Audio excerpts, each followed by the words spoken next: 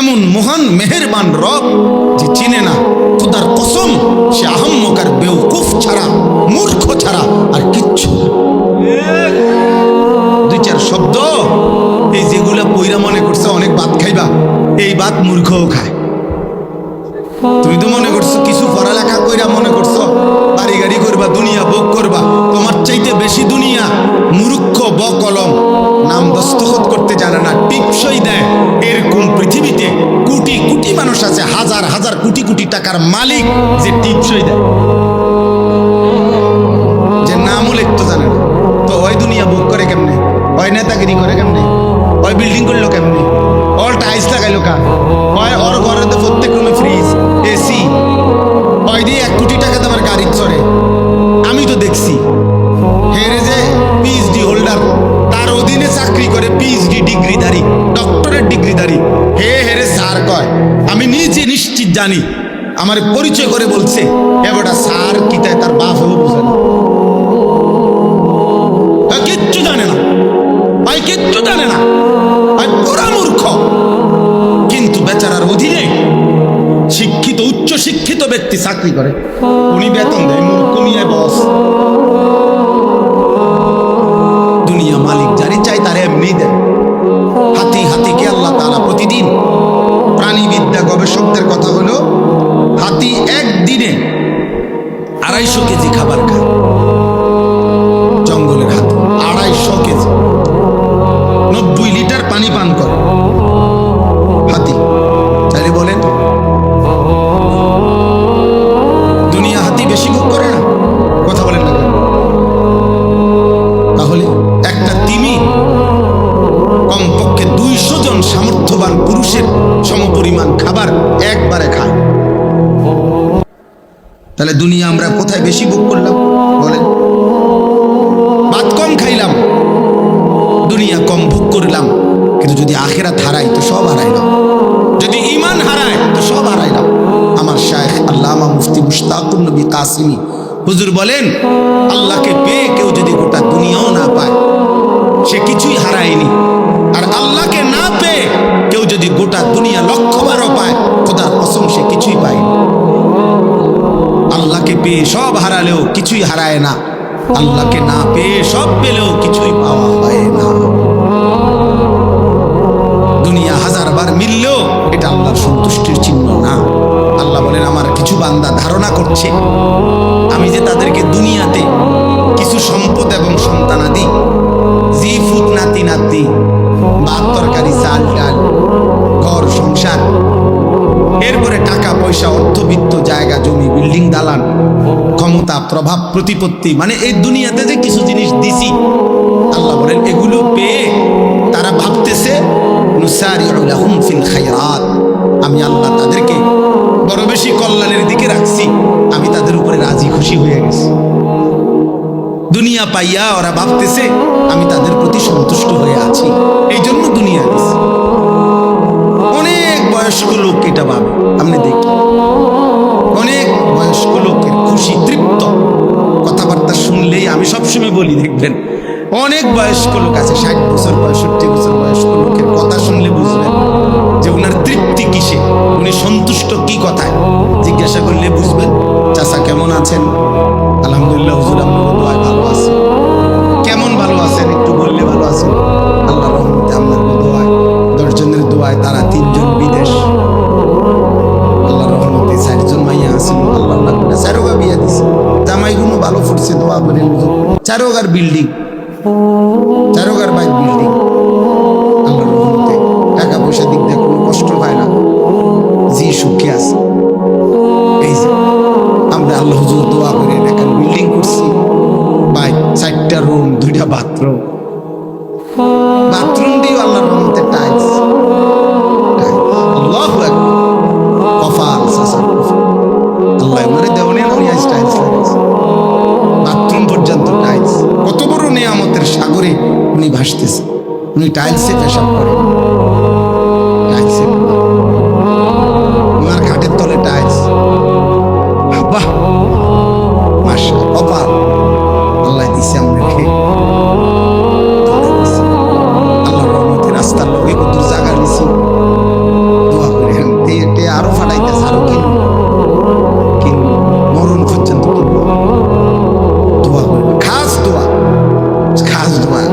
সামনের রবিবারে দোতলার ছাদ ঢালাই, খাস দোয়া।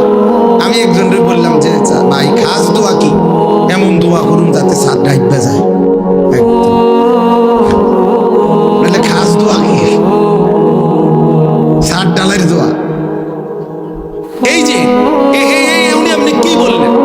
দুনিয়া বললেন, কথা বলেন না। উনি কি হিসাব দিল? এগুলা দুনিয়া না? তাহলে উনি বুঝাইলো এই যে দুনিয়া আল্লাহ ওনাকে দিছে, আল্লাহ ওনার উপরে খুব দয়া করছে, উনি খুব খুশি, রাজি, সন্তুষ্ট। আল্লাহ ওনার উপরে খুব খুশি হইয়া এগুলা দিছে, খুব খুশি হইয়া। আহা মুসলমান, আল্লাহ এটা বলেন না বান্দা, বাল্লা ইয়াশউরুন, আহা বান্দা বুঝলা না।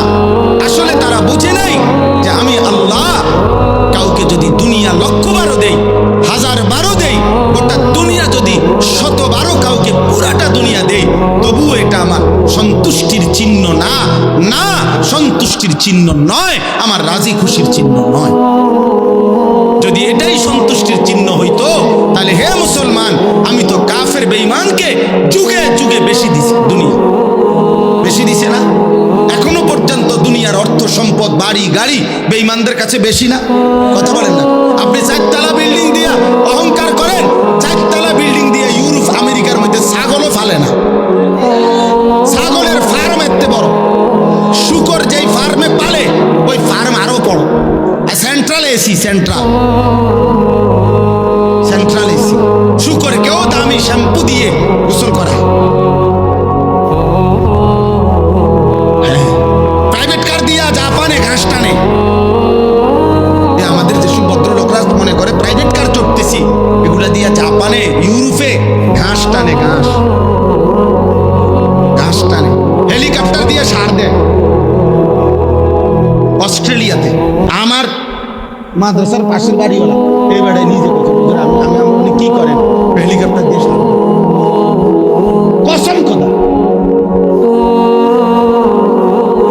হেলিকপ্টার দিয়ে কি দেয়? সার দেয় বেড়া, খেতে সার দেয়। এত বড় ক্ষেতের ফসল প্রজেক্ট যে হেলিকপ্টার দিয়ে কি দেয়? সার। তো কি হইল দুনিয়া? আমরা হেলিকপ্টার দিয়ে সার দিব কোন দিন? কথা বলে না? আমাকে রাস্তা যে সকাল বিকেল বাইকে যায়।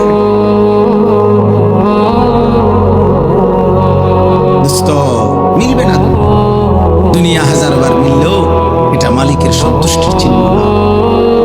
আমরা এখানে যারা বসে আছি, আমরা যদি প্রত্যেকেই মনে করেন 30 তালা একটা বিল্ডিং শেষ করি, মনে করেন সবার বিল্ডিং এ 4 তালা হয়ে গেছে, 30 নাম্বার তালা, খবর নিলে শুনবেন ইউরোপ আমেরিকাতে এই পরিমাণ মানুষ ওই দিন 200 নম্বর তালার 4 তালায় দিছে। তাইলে আপনি তো আরো 170 তালা পিছে পড়ে গেছেন, তাহলে এগুলো 4 তালা দিবেন কোন দিন? ধোকা দুনিয়া, ধোকা দুনিয়া। কি আমার চোখে দেখছি, আমি সিলেট আমার এক মাহফিলে এরকম, আমার আরো আগে মোটর সাইকেল দিয়ে নিতে গিয়ে ছেলে 2 মোটর, তারাই যারা নিতে আসছে, ওদের একজনের মোটর সাইকেলে ধাক্কা লাগে আরেকজন পইরা 2টা দাঁত জাগাত পড়ে গেছে। আমি কক্সবাজার দেখছি, মহেশখালী মাহফিলে যাইতে সময় এই যুবক আমার ডাক নিষেধ করার পরেও মোটর সাইকেল দিয়ে নিতেছে, বারবার নিষেধ করছে।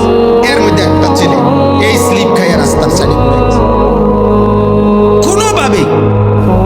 এই জন্য আমি এটা পছন্দ করি। বর্তমান আমি আমার শায়েখ আল্লামা মুফতি মুশতাকুর নবী কাসিমি হযরত সহ গত কয়েকদিন আগে সিলেট ছিলাম। একসাথে দুপুরবেলা আমরা একটা মোটর সাইকেলের শোরুম উদ্বোধন করছিলাম। তো ওইখানে বক্তব্য, সামান্য একটু বক্তব্য দিছিলাম। দিতে গিয়ে আমি বলছিলাম, আপনাদের কাছে আমার অনুরোধ, কিশোর নওজোয়ানদের কাছে মোটর সাইকেল দিতে একটু সতর্ক হওয়া উচিত, যে বাস্তবিক অর্থে সে প্রয়োজনে নিচ্ছে না বিনা কারণে। কারণ কিশোর নওজোয়ান ছেলেদের বর্তমানে এই মোটর সাইকেলের এই অস্বাভাবিক দ্রুত গতির চলার কারণে প্রতিনিয়ত ওরা অ্যাক্সিডেন্ট হচ্ছে। আশ্চর্য হবেন, এই আমার বক্তব্যের 5 মিনিট পরে আমার পরে একজন বক্তব্য দিচ্ছেন, উনি একটি প্রাইভেট মেডিকেল কলেজের চেয়ারম্যান, মেডিকেল কলেজে উনি বক্তব্য বক্তব্য দিয়ে সাথে সাথে এটা বললেন যে আমি হুজুরের কথার সাথে শতভাগ একমত।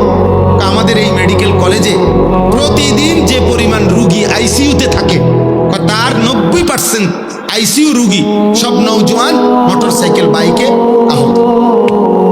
এই পরিমাণ অ্যাক্সিডেন্ট করে যে বাড়ির লগে লগে প্রথমেই আইসিইউতে ঢুকে। এই জন্য প্রিয় নওজোয়ান, কে দেখে তোমার মোটরসাইকেল? কে দেখে? কারে দেখাও? মাইসে দেখবার আগে তো তুমি এত জোরে ছাড়ছো, বেটা তো দেখবার আগে তুমি গেছো গা লাল মাই তুমি যদি জাগাতিটারে ভালো করে দেখাইতা বলে আপনার মনোযোগ দিয়ে দেখেন আমি এটা কি মারাত্মক চালাইতাম, তাইলে না লোকটা বুঝতে হইলে। এটা অসভ্যতা, এটা অসভ্যতা। নিজেকে নিজে ধ্বংসের দিকে ঠেলে দেওয়া এটা মূর্খতা ছাড়া আর কিচ্ছু না। বোকামি বাবা, বোকামি। আমি বললাম বন্ধু, এটা বোকামি। নিজেকে ধ্বংস করা, নিজের আখলাক ধ্বংস করো না, নিজের জীবন ধ্বংস করো। এই মোবাইলের নারী দেখা, অশ্লীল ছবি দেখা, এটা ধোঁকা, এটা ধোঁকা। ওই নারী প্রকৃত অর্থে নারী না। তুমি মোবাইলে যাকে দেখছো সে তোমার ওই নারী না, ওইটা তোমার নারীর ছায়া। ও তো চলে গেছে অন্যখানে, ও এখানে নাই। তুমি শুধু ছায়া দেখে দেখে নিজের হাত নিজের লজ্জাস্থানে নাপাক ব্যবহার করে নিজের চরিত্র শেষ করলা, আখলাক শেষ করলা, শরীরের যৌবনের শক্তিটা নষ্ট করলা, আখিরাতটাও বরবাদ। ও ছায়া, ছায়া, ও ধোঁকা, ও ধোঁকা, ধোঁকা। 3 বছর পরেও যদি কোনো নর্তকী দেখে দেখে যারা চরিত্র নষ্ট করছো, তুমি কোনোদিন তার কাছে যাইও, যাইয়া বইলো তোমারে রাতভর দেখতে দেখতে আজকে আমার শরীরটা শুকাইয়া শেষ, তুমি আমারে একটু ভালোবাসা দাও। তখন ওই নর্তকী বলবে দয়া করে প্লিজ একটু ঘুরে দাঁড়াও, একটু ঘুরে দাঁড়াও। যখন তুমি ঘুরে দাঁড়াবা তো ফাঁসাতে একটা লাথি দিব। বলবে অপদার্থ, আমি তোর জন্য সাজি নাই, আমি টাকার জন্য সাজছি। তুই কেন নষ্ট, তুই কেন নষ্ট হইলি? আমি তো তোর জন্য সাজি নাই, আমি টাকার জন্য সাজছি। অথচ 3 দিন আমার মাদ্রাসায় এক ছেলে গত আগস্ট মাসের 5, 6, আমি উদাহরণ দিচ্ছি, 5, 6, 7 গত আগস্ট মাসে আমার মাদ্রাসায় 3 দিনের কিশোর যুবকদের জন্য, স্কুল কলেজ ইউনিভার্সিটির ছাত্রদের জন্য আমরা 3 দিন প্রশিক্ষণ করছিলাম। ওযু, নামাজ, সূরা, কেরাত, দোয়া, কালাম, পাক নাফাক, ঈমান, আকীদার উপরে 3 দিন তাদেরকে শেখানো হয়েছিল। উস্তাদরা, আমরা নিজেরা থাইকা, আমার শায়েখ হযরত নিজে গেছেন। তো ওই 3 দিনের কোর্সে 3 দিন মাত্র ওযু নামাজ শিখছে একটা ছেলে আমাদের এখানে। ওই ছেলে গত কয়েকদিন আগে বাড়িতে স্বাভাবিকভাবে ফেনীতে ইন্তেকাল করছে। গতকালকে আমি নিজে গিয়া ফেরি মাহফিলের আগে তার কবর জিয়ারত করে তারপরে মাহফিলে গেছি। ও মার কাছে বলছে, আয়শা তার মার কাছে, মায়ে খবর পাঠাইছে আরেক ছেলের দিয়া যে হুজুর রে বইলেন আমার এই ছেলে মৃত্যুর আগে অসুস্থ ছিল, মৃত্যুর আগে 1 সপ্তাহ প্রায় দিন তারে মারে এটা বলছে, মা হাসলেও মরে যাবেন, কাঁদলেও মরে যাবেন, সুখে থাকলেও মরে যাবেন, দুঃখে থাকলেও মরে যাবেন। তো মায়ে বলছে, ফুটে এই কথা তুই কাঁদতে শুনছ? এ তো আমার নাম বলছে, কয় হুজুরে কইছে। এরপরে সপ্তাহখানিকের মাথায় মরে গেছে। এজন্য দুস্থ মরে যাইবা, এক অনিবার্য বাস্তবতা, মৃত্যু থামাই দিবে। এই হাসি, এই আনন্দ, এই উল্লাস, এই মাতলামি, এই নেশা, এই নারী, এই ছবি, এই অহংকার, এই বড়াই, এই যৌবনের উদ্দামতা সব থামাই দিবে, সব সব থামাই দিবে। হযরত ওমর ইবনে আব্দুল আজিজ বিশ্ববিখ্যাত তাবেঈ ছিলেন, ইসলামের 5ম খলিফা ছিলেন।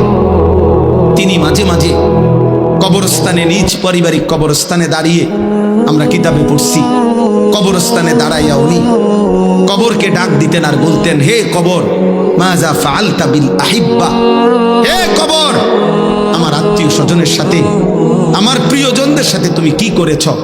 আমার চাচারে তোমারে কবর দিছিলাম, আমার চাচার এখন কি হবে বলো? আমার জ্যাঠা তোমার কবরে আছে, আমার বাবা, আমার চাচাতো ভাই, আমার স্বজনরা এই কবরে আছে। এই কবর তুমি বলো আমার আপনজনদের সাথে তুমি কি করেছো?